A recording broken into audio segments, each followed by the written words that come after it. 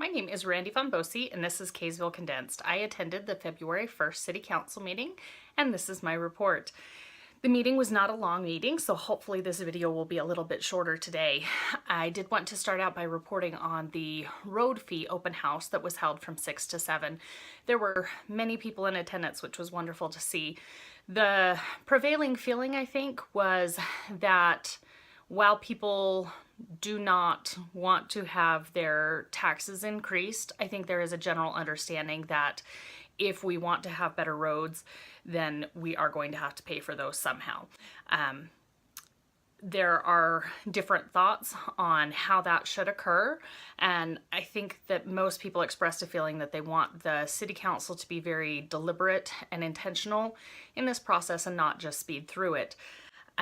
I did want to give some indication of what to expect going forward on the road fees.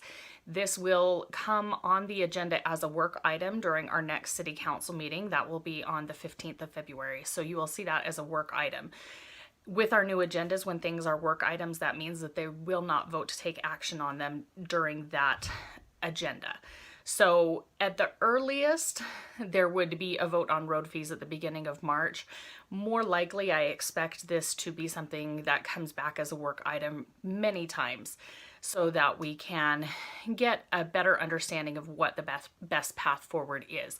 I will keep you updated on when that becomes an action item so that you can be aware that that is something that might be voted on.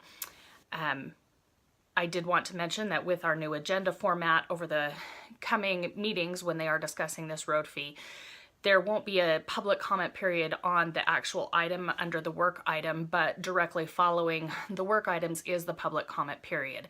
So during that time, there will be 5 people that are allowed to make a public comment. If that is something that you're interested in doing, you will need to sign up for that. You can do that with Maria. She sits on the left-hand side of the podium with the city council. So if you get to the meeting before it begins, you can go and find Maria and she can get you signed up to make a public comment at the end. And you can speak to whatever was discussed about the road fees that day. When it comes on the agenda item as an action item, that will be a time when you can speak directly to it again. Again, they will take 5 comments. Moving on in the agenda, there were a few things that were discussed. There was the annexation of a property to the east of 89 that came on the agenda again. There is still details to be worked out on the annexation agreement, and so it was put forward by city staff as well as the developer to table this item for 2 more weeks. So it will come back in 2 more weeks as an action item.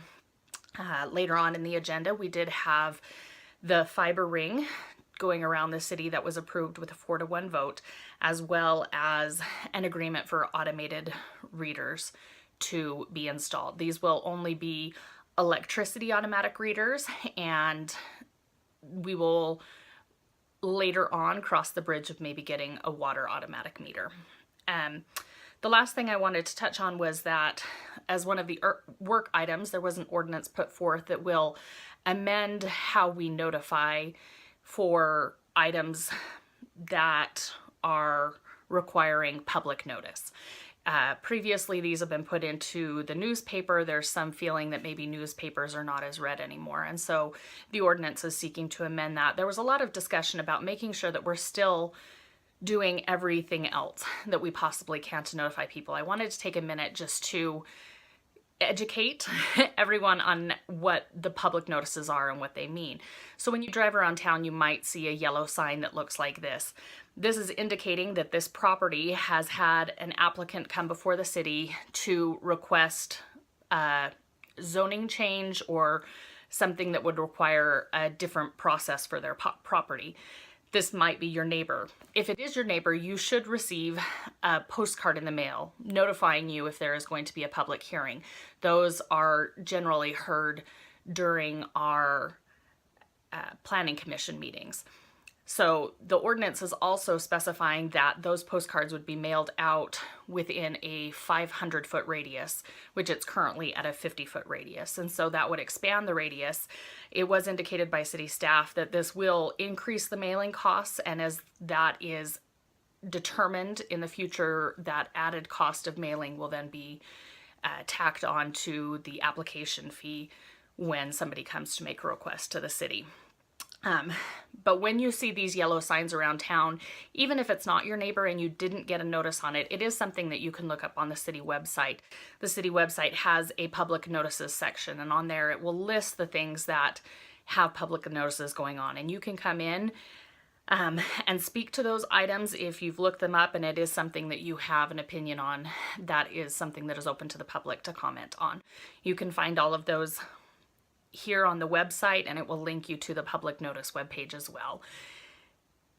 Additionally, you can always call into the city to find out what that yellow public notice sign is about. Last, during the council reporting period, the mayor did mention that this year is kind of a big deal as it marks 150 years since Kaysville was founded. On March 15th at 5 p.m. there will be a celebration in the parking lot of City Hall. She indicated that there will be a lot of wonderful things that will be happening during that time, so mark your calendars and plan on attending that event to celebrate 150 years here in Kaysville. So these are all of the things that were discussed at the city council meeting. It was a good meeting that went very smoothly, and I enjoyed being there, and I enjoyed getting out relatively early. So hopefully moving forward we'll see more efficiency in our meetings, and I hope to see any of you all there that might have a desire to learn more about these issues. Thanks.